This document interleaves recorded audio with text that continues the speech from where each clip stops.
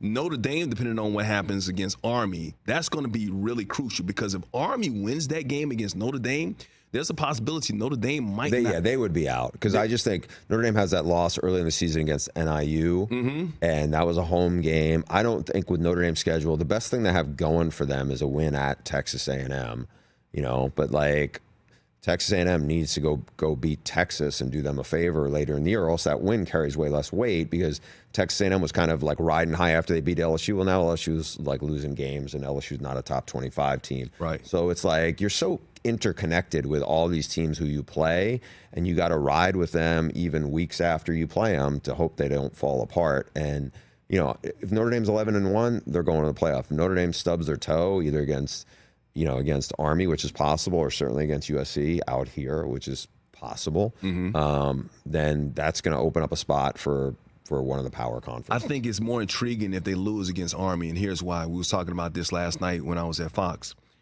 If Army beats Notre Dame, Army's going to move up in the rankings, obviously, right? They can win their conference, yeah, right? Could. They can win their conference, and this is the great thing about college football this year with 12 teams getting in. The top 5 conferences, right, get a automatic bid, right?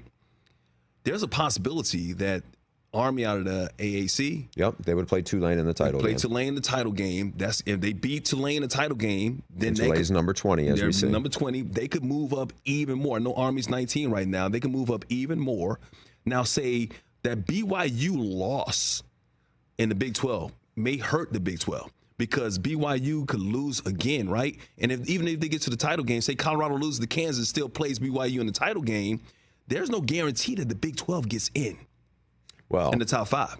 Yeah, and to get one of those seeds, right? Because Boise State wins out. Boise State wins this conference, right? And they would most likely play that UNLV team that's 24th. But if they beat UNLV again, UNLV is going to fall out of the top 25. So unfortunately for Boise, the best thing they're going to have is the same thing Penn State has, which is a close loss. Their close losses against Oregon. Yeah.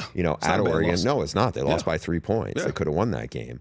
But I just think the strength of schedule of what Boise State has is just different. Where Army's schedule isn't as strong, as Boise State's. But look, they're going to play Tulane, they're going to play Notre Dame. If they win those games, I don't know how high up they jump, but I would say an undefeated Tulane Army. I'm sorry, an undefeated Army with those 2 wins. Yep.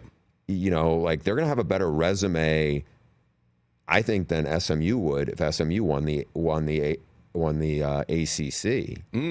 So SMU's best win right now, if they win that, would let's say be over Miami, who would then be a 2-loss team, and they still have a loss against BYU. I just think that I get it. The ACC is a much tougher conference than the AAC. Right. But still, you have a team. Who have they played?